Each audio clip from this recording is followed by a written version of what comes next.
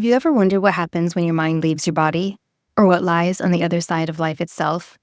From floating above your own body to walking through a tunnel of light, these extraordinary experiences defy explanation, and they might just change the way you think about life and death forever. Let's dive into the fascinating world of out-of-body and near-death experiences. Out-of-body experiences and near-death experiences have intrigued scientists, philosophers, and spiritual seekers alike for centuries. These phenomena challenge our understanding of consciousness and blur the line between science and spirituality. While OBEs and NDEs share some similarities, they differ significantly in their triggers, characteristics, and the implications they hold for our understanding of life and death. In this expanded exploration, we'll delve deeper into the distinctions and overlaps between OBEs and NDEs, supported by scientific research and compelling real-life accounts. An out-of-body experience is a phenomenon in which an individual feels as though their consciousness has separated from their physical body. People commonly report observing their body and surroundings from an external perspective, often with a surprising sense of clarity. OBEs can occur under a variety of circumstances.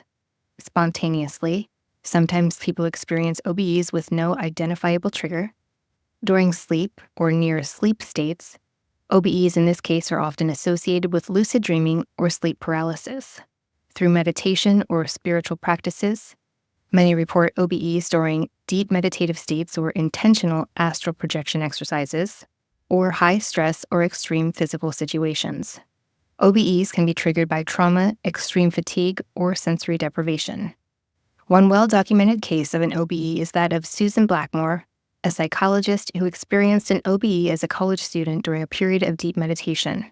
Blackmore described seeing herself floating above her bed, observing her body with a detachment that felt peaceful yet surreal. This experience sparked a lifelong interest in studying OBEs, leading her to propose that they may result from neurological processes rather than spiritual events. In contrast to OBEs, near-death experiences occur during life-threatening situations such as cardiac arrest, drowning, or severe trauma. People who survive these events often describe an intense and transformative experience that profoundly affects their outlook of life and death. Common elements of NDEs are out-of-body perception. Like OBEs, NDEs often begin with a sensation of floating above one's body, observing the scene from a detached perspective. Traveling through a tunnel or toward a light. A bright, welcoming light at the end of a tunnel is one of the most frequently reported features of NDEs. Feelings of peace and love. Many NDE experiencers describe an overwhelming sense of calm, love, and acceptance. Encounters with spiritual beings or deceased loved ones. People often report meeting individuals who seem to guide them or communicate profound truths. And a life review. Some individuals describe seeing their life replayed in vivid detail, accompanied by a sense of judgment or understanding. One of the most well-known cases is that of Dr. Eben Alexander, a neurosurgeon who experienced the NDE during a coma caused by bacterial meningitis. In his best-selling book of Proof of Heaven from 2012, Alexander recounted vivid, otherworldly visions of a celestial realm filled with indescribable beauty, accompanied by a profound sense of love and connection.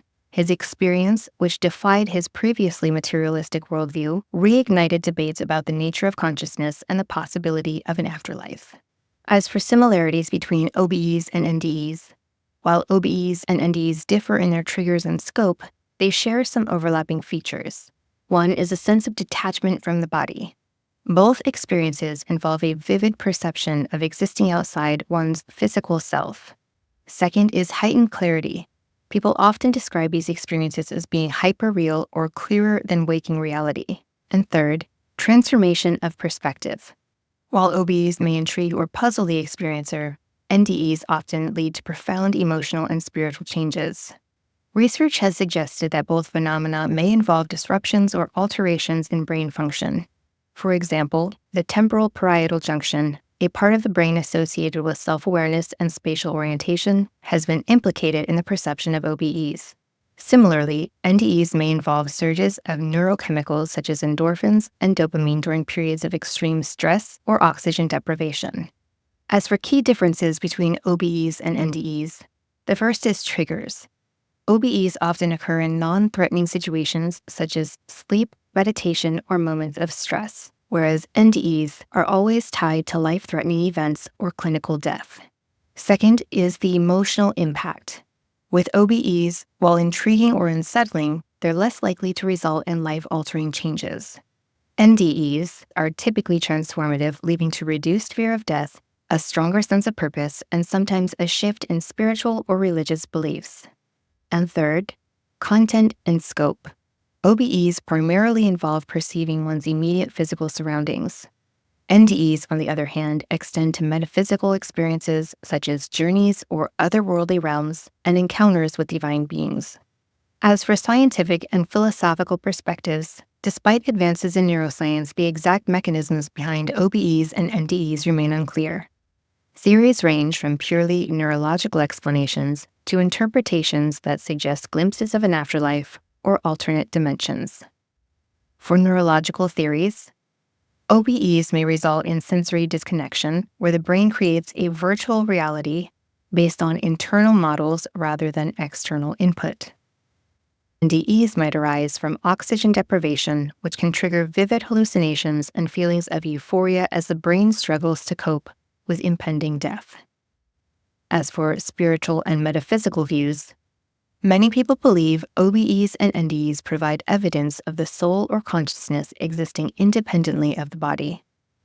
Accounts like Dr. Eben Alexander's or Anita Morjana's, who described her NDE in Dying to Be Me from 2012, highlight the spiritual significance of these experiences. These perspectives often inspire hope and curiosity about life's ultimate mysteries, encouraging us to question what lies beyond our physical existence. So what are real-life applications and implications?